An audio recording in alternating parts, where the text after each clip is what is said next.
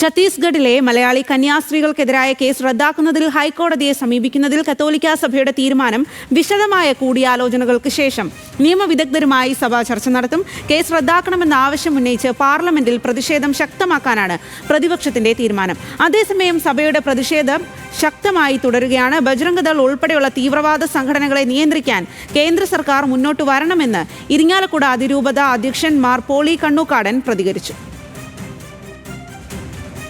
ബജ്രംഗ് വാൾ പിന്നെ അതുപോലെ തന്നെ സംഘപരിവാർ തുടങ്ങിയിട്ടുള്ള തീവ്രവാദ രാഷ്ട്രീയ കക്ഷികളുടെ നിയന്ത്രിക്കാൻ കേന്ദ്ര സംസ്ഥാന സർക്കാരുകൾ താല്പര്യമെടുക്കണം. അതല്ല എങ്കിൽ അവർ അഴിഞ്ഞാടാനായിട്ടിടയാകും.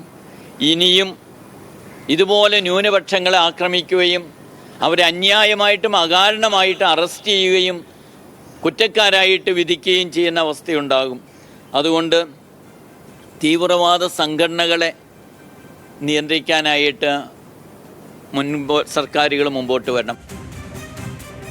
കന്യാസ്ത്രീകളുടെ അറസ്റ്റിലും ന്യൂനപക്ഷങ്ങൾക്കെതിരെ നടക്കുന്ന അതിക്രമങ്ങളിലും പ്രതിഷേധിച്ച് ഇരിങ്ങാലക്കുട രൂപതയുടെ കീഴിലുള്ള പള്ളികളിൽ ഇടയലേഖനം വായിച്ചു. കന്യാസ്ത്രീകൾക്ക് ജാമ്യം ലഭിച്ചത് വർഗീയതയ്ക്ക് മേൽ മതേതര സാഹോദര്യത്തിന്റെ വിജയമെന്ന ദീപിക മുഖപ്രസംഗം. ന്യൂനപക്ഷങ്ങൾക്കെതിരായ അതിക്രമങ്ങളിൽ പ്രതിഷേധം തുടരാനും ലേഖനത്തിൽ ആഹ്വാനം. വിവരങ്ങളുമായി ശരത് ലാലാണ് ഡൽഹിയിൽ നിന്നും ചേരുന്നത്. ശരത് ലാൽ, കന്യാസ്ത്രീകൾക്ക് ജാമ്യം ലഭിച്ചു എന്നുള്ളത് ഏറെ ആശ്വാസകരമായിട്ടുള്ള കാര്യമാണ്. പക്ഷേ ആ ആശ്വാസകരമാണെങ്കിൽ പോലും അതിൽ ഒരു താൽക്കാലികമായ ആശ്വാസം എന്നേ പറയാൻ സാധിക്കൂ.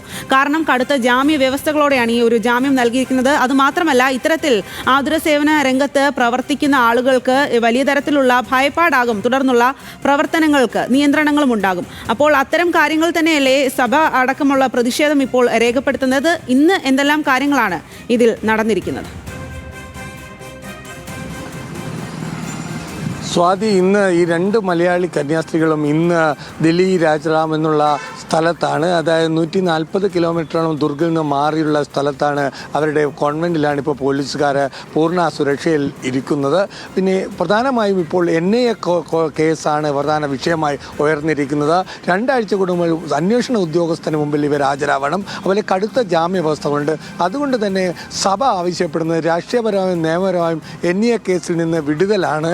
NIA കേസ് പിൻവലിക്കണമെന്നൊരു ആവശ്യമാണ് സഭാ നേതൃത്വം കേന്ദ്ര സർക്കാരിന് മുമ്പിൽ വെച്ചിരിക്കുന്നത്. സാധി, നിലവിൽ ഛത്തീസ്ഗഡ് സർക്കാരിന് റോളൊന്നുമില്ല.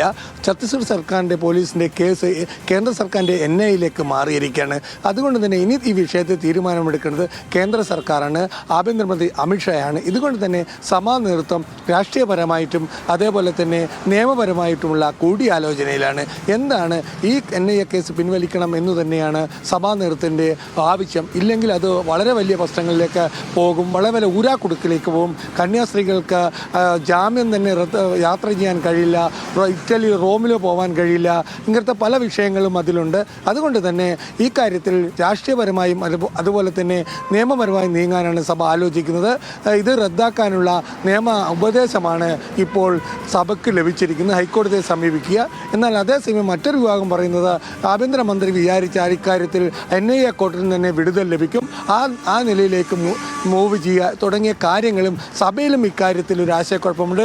ഏതായാലും സഭാ നേതൃത്വം CBSEയും കൂടി ചേർന്ന് ഇത്തരം എന്തായിരിക്കും തീരുമാനമെടുക്കുക എന്ന് അടിയന്തരമായി തീരുമാനമെടുക്കുമെന്നാണ് നമുക്കിപ്പോൾ ലഭിക്കുന്നത്. ശരത് ലാൽ, എന്തായാലും സഭ ഇക്കാര്യത്തിൽ കൂടിയാലോചനകൾ നടത്തുകയാണ്, തുടർ ആലോചനകളെല്ലാം നടത്തുകയാണ് എന്നുള്ളതാണ്. വിവരങ്ങളാണ് ശരത് ലാൽ നൽകിയത്.